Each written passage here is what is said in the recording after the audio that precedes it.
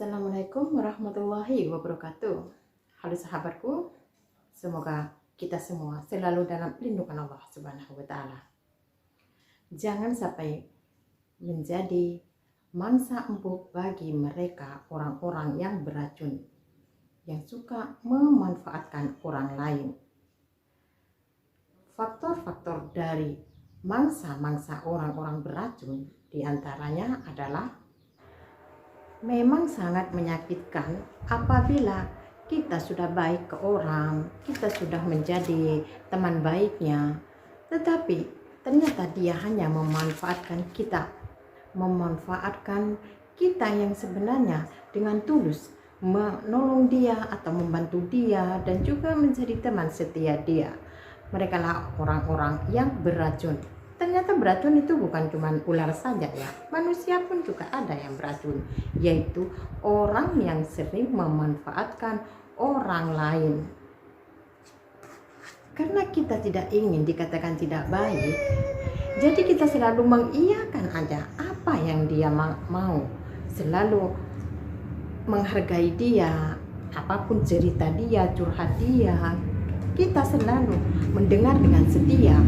Tapi di balik semua itu, dia itu justru memanfaatkan kita apabila kita punya masalah ataupun mau curhat ke dia tidak akan menghiraukan.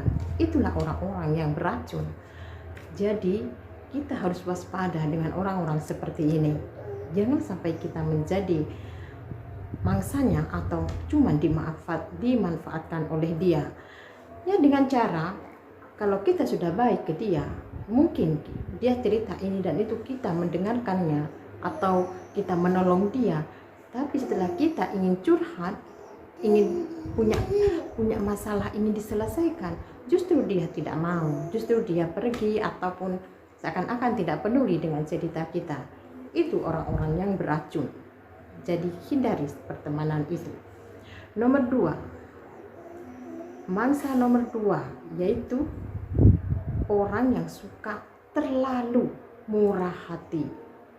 Orang yang bukan orang murah hati, terlalu murah hati. Contohnya, apabila dia mungkin ingin kebutuh tentang materi, mungkin butuh uang atau butuh beli apa-apa, selalu kita kasih. Dan selalu dengan mudahnya kita kasih. Karena kita murah hati ya nih, karena kitanya itu selalu apapun kebutuhan dia selalu kita tolong, kita menolongnya dengan senang hati ataupun dengan ramah tamah. Sambutan kita selalu seperti itu, hanya karena kita kasihan kepada dia. Padahal kalau coba satu kali saja kita minta tolong ke dia, mungkin orang tua kita sakit terus kita minta tolong ke dia, pinjam uang atau pinjam mobilnya untuk pergi ke rumah sakit, dia tidak akan pernah menolong kita. Kalau dia tidak menolong kita, itulah orang-orang yang beracun. Jadi murah hati jangan terlalu. Kalau terlalu, kita akan menjadi sasarannya. Kalau terlalu murah hati kepada orang-orang seperti ini, kita akan menjadi sasarannya untuk dia.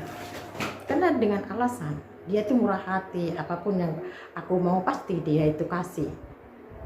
Dan yang ketiga adalah jangan suka atau jangan terlalu sering mengatakan minta maaf dengan segala hal. Maksudnya sedikit-sedikit ya aku minta maaf ya, sedikit-sedikit aku minta maaf ya, seakan-akan kita itu terlalu rendah gitu ya.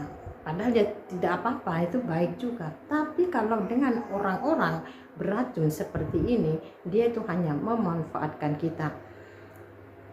Sedikit salah, kita minta maaf. Apapun segala hal kita minta maaf. Itu pun juga tidak baik, yang terlalu ya, jangan terlalu. Biasa-biasa saja. Hidup ini, anggap saja hidup ini hadapi dengan biasa-biasa saja. Yang penting tetap kita dalam keyakinan kepada Allah Subhanahu wa Ta'ala bahwa semua masalah itu dari yang kuasa. Terus yang selanjutnya adalah kita terlalu takut untuk menolak atau terlalu takut mengatakan tidak karena takut dikira tidak menghargai.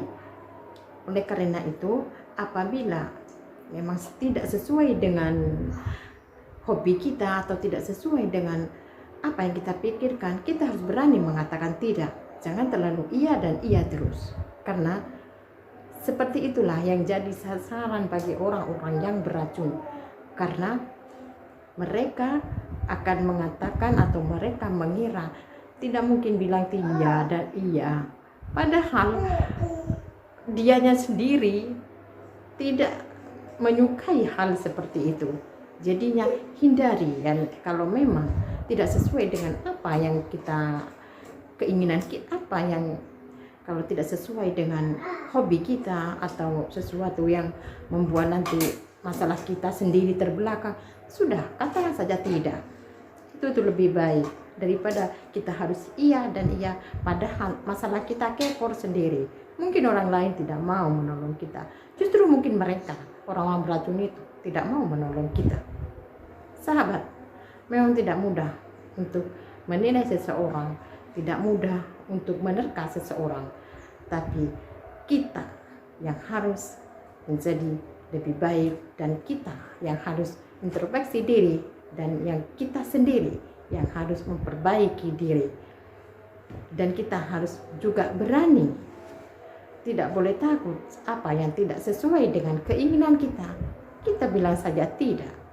Itu akan lebih baik daripada kita mengikuti tapi sebenarnya hati kita tuh jengkel. Oleh karena itu, kita harus menghindari dari orang-orang beracun ini. Kalau tidak, kita harus membuktikannya. Pertama, dia curhat ke kita, dan kita setelah kita mau curhat, dia tidak mau, wah itu berarti orang-orang beracun. Pertama dia minta tolong ke kita, tapi setelah kita minta tolong, dia pergi. Pertama, kita memaafkan, dan kita selalu takut kepada dia. Tapi kalau dia punya salah, tidak pernah dia minta maaf ataupun apa, ataupun ke kita. Itulah orang-orang yang beracun. Sahabatku, semoga kita semua tidak pernah dimanfaatkan oleh orang lain atau menjadi sasaran empuk bagi mereka orang-orang yang beracun. Sahabat, itulah faktor-faktor dari orang yang mudah dimaafkan orang. Semoga bermanfaat. Assalamualaikum warahmatullahi wabarakatuh.